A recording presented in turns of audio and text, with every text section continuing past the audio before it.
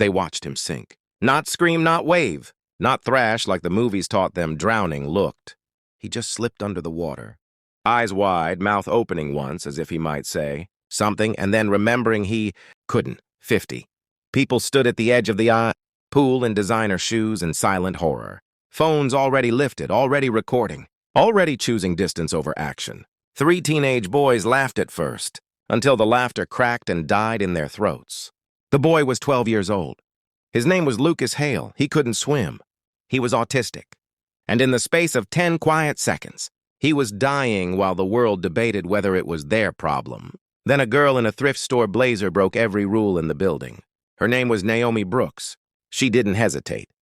She didn't ask permission. She didn't look for approval. She ran, dove fully clothed into cold blue water, and changed the course of all their lives. 12 minutes later, soaking wet and shaking, she would be accused of trying to murder the very child she saved, and no one watching would be able to agree on what they saw. 12 hours earlier, Naomi's day had started the way most of her days did. Too early, too quiet, and already heavy with responsibility. Her alarm rang at 5:46 a.m., exactly 14 minutes before her mother's. Because that's how long it took Naomi to start her little brother's routine without rushing him. Their apartment was small but meticulous, the kind of clean that came from pride, not money. 2 bedrooms, cracked linoleum floors, furniture repaired more times than replaced. Naomi's mother, Denise Brooks, worked 2 jobs to keep it that way. She believed dignity didn't cost anything, even when everything else did.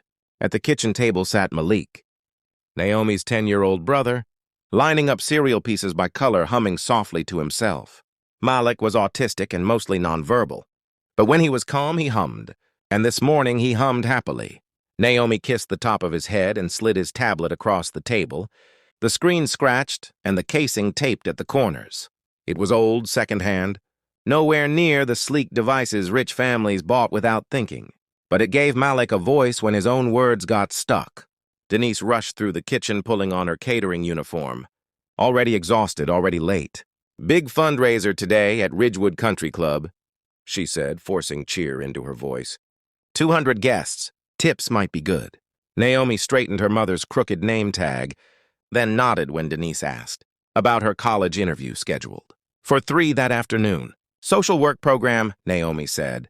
Denise smiled the way mothers smile when hope scares them. Then the call came. The babysitter canceled. "Car trouble, no backup." Denise's face fell as reality closed in. "Can you bring Malik with you?"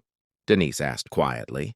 "Just for a few hours." Naomi hesitated only long enough to check Malik's face. He looked up and typed on his tablet. "Sister good.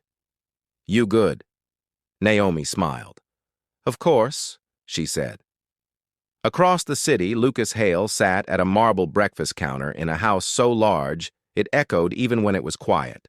His occupational therapist gently guided his hand through writing exercises, praising effort more than accuracy.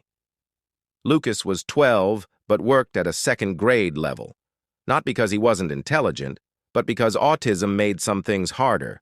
Words, crowds, swimming. He had never learned to swim. Water terrified him.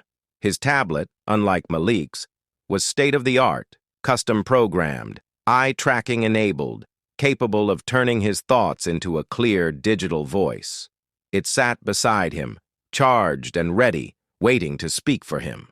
His father, Victor Hale, billionaire tech executive and public philanthropist, swept through the kitchen with a phone pressed to his ear, arguing about projections and negotiations. He didn't look at his son. The therapist tried to get his attention. "Lucas wanted to show you something," she said. Victor waved a hand. "Later. We're late." In the car, Lucas typed slowly, scared. The therapist squeezed his shoulder and told him he'd be okay. "Sometimes we do hard things," she said. At Ridgewood Country Club, Denise's phone buzzed again. Still no babysitter, no time to go home. Naomi's interview was across town.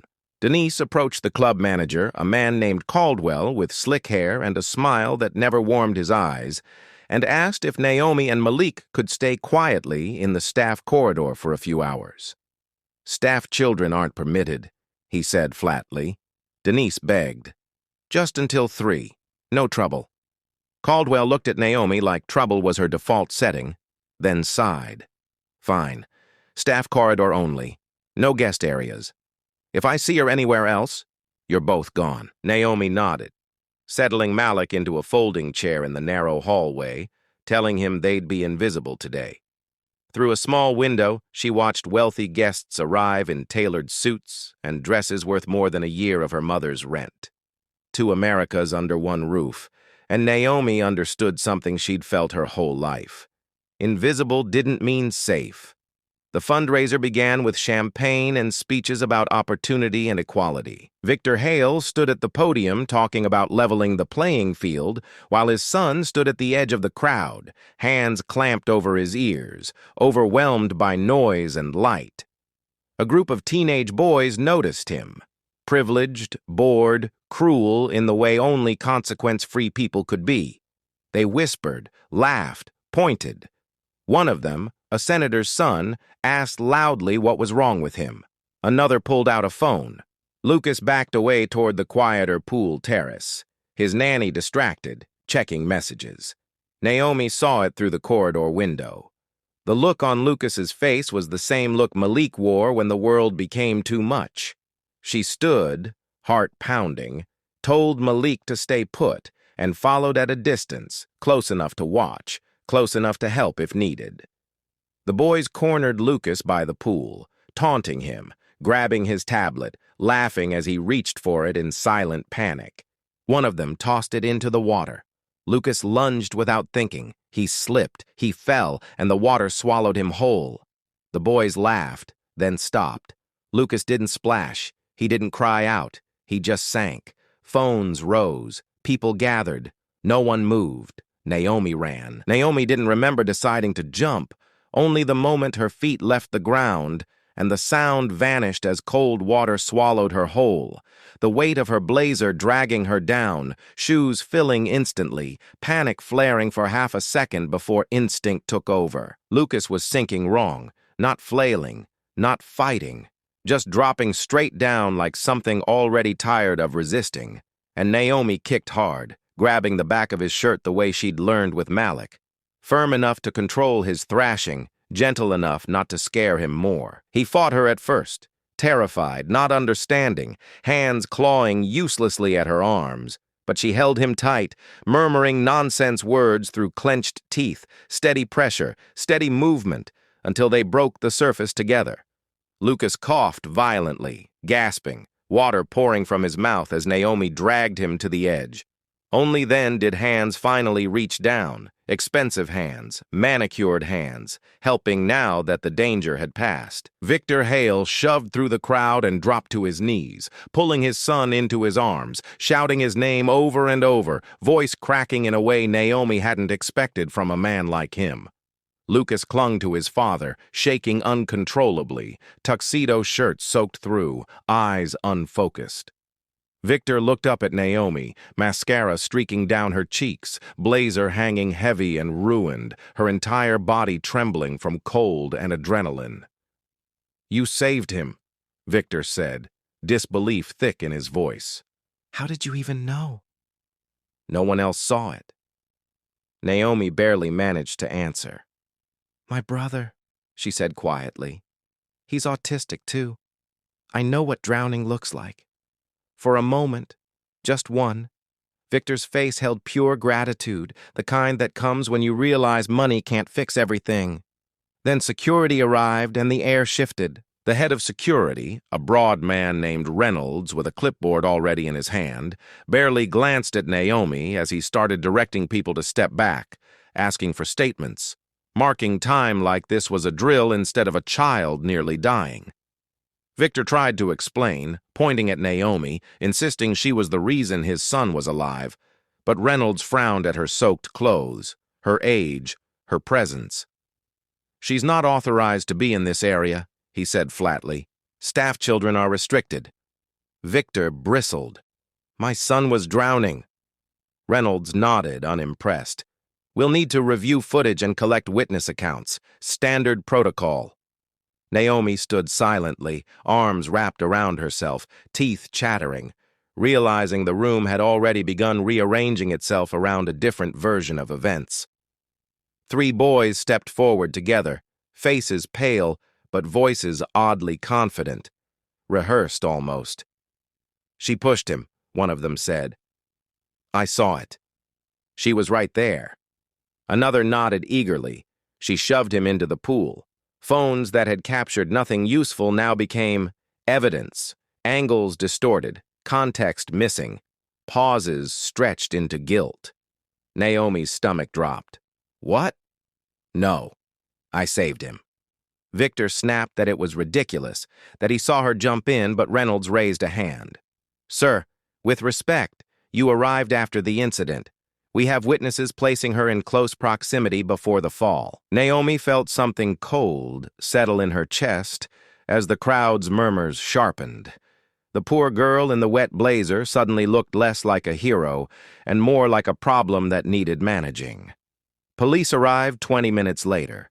Officer Grant, mid-40s, tired eyes, listened to the summary with practiced neutrality, nodding as if this were just another item on a long list. 3 witnesses, questionable footage, unauthorized presence. He turned to Naomi. "We need you to come down to the station for a formal statement." "Am I being arrested?" she asked, her voice small despite everything. "Not at this time," he said, "but we need to investigate." Victor stepped in front of her without thinking. "She's 17. She doesn't say anything without a lawyer." Grant shrugged. "That's her right." Naomi swallowed hard. "I can't afford a lawyer." Victor looked at her, really looked at her, and something hardened behind his eyes. "You won't need to," he said. "I'll take care of it." The words landed like a lifeline and a complication all at once.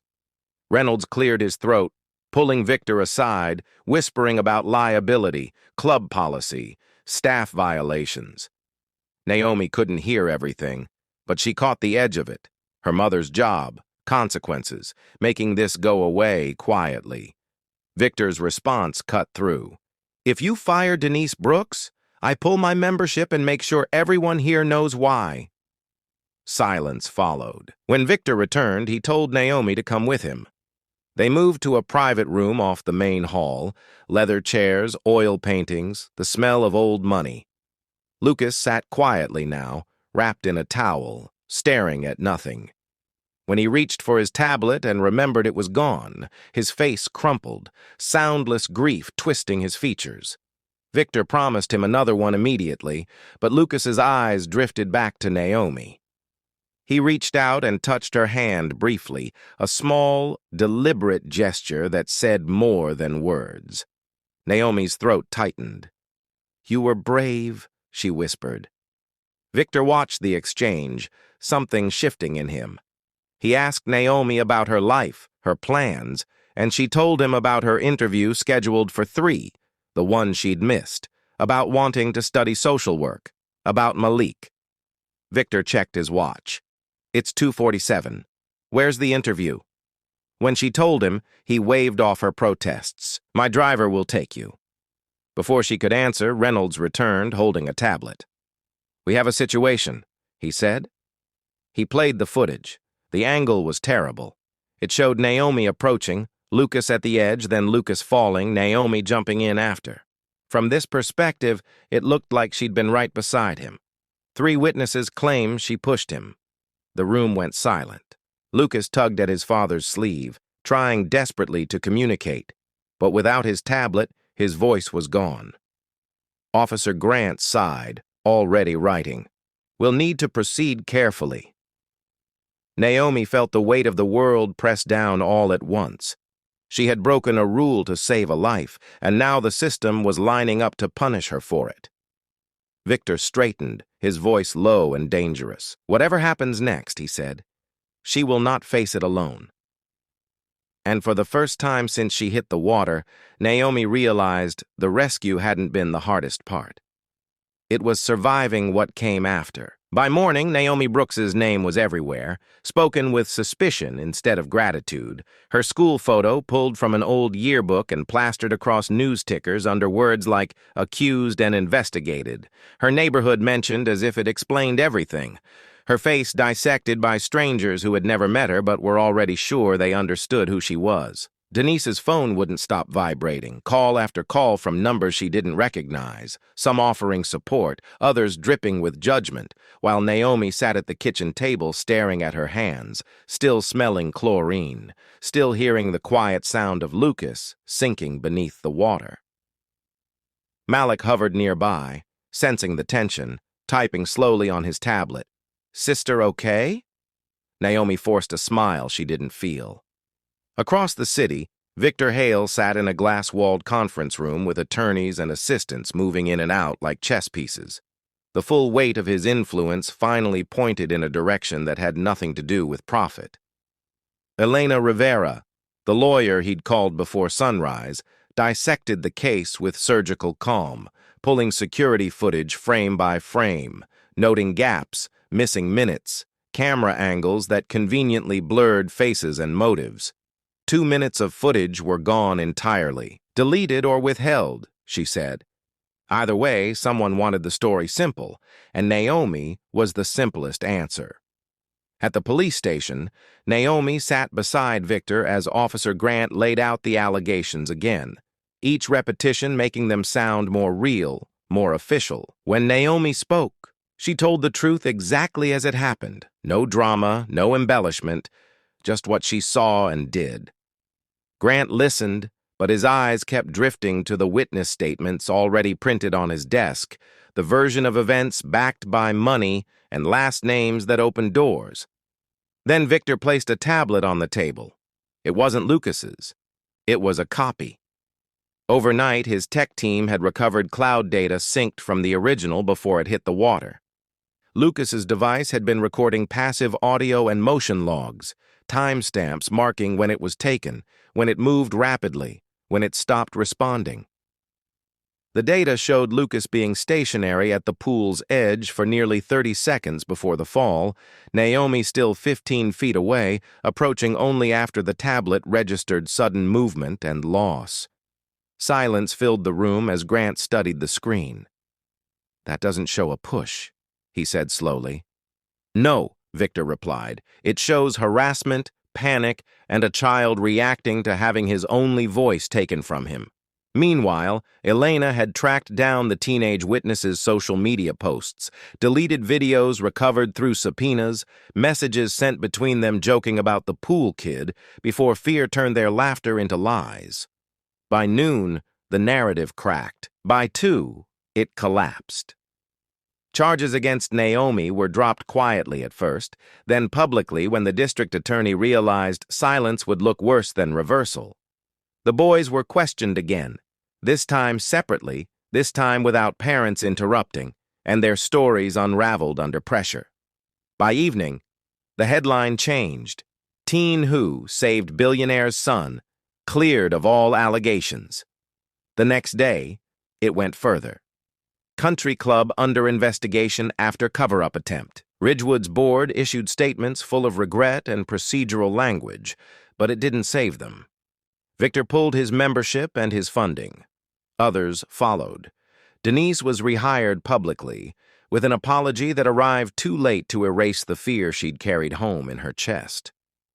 Naomi's college interview was rescheduled, then expedited, then turned into an offer before she even sat down, her story traveling ahead of her into rooms she'd never been invited into before.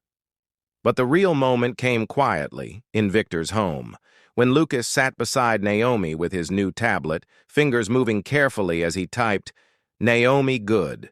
Naomi brave. Help me." She knelt in front of him, eyes burning, and told him he had helped her too, that sometimes saving someone didn't end at the water's edge. It just changed shape. Victor watched them, understanding finally that the most important thing he'd almost lost wasn't his son's life, but his chance to know him, to see him as more than a problem managed by money and distance. In the weeks that followed, investigations widened, policies changed, and Ridgewood became a case study in how quickly privilege tried to protect itself when confronted with truth. Naomi started school in the fall with a scholarship she hadn't dared imagine. commuting from the same small apartment, still helping Malik line up his cereal each morning, still humming along with him when the world got loud. Victor funded new programs, but more importantly, he showed up. At therapy sessions, at quiet breakfasts, at the small moments he'd once traded for meetings. And when the story faded from headlines, when attention moved on to something newer, Naomi understood something she would carry forever. That courage didn't always look like being loud or powerful or certain. Sometimes it looked like a girl in a cheap blazer choosing to jump anyway, knowing the water would be cold, knowing the rules were stacked against her, knowing that doing the right thing might cost her everything, and deciding that a life was worth it.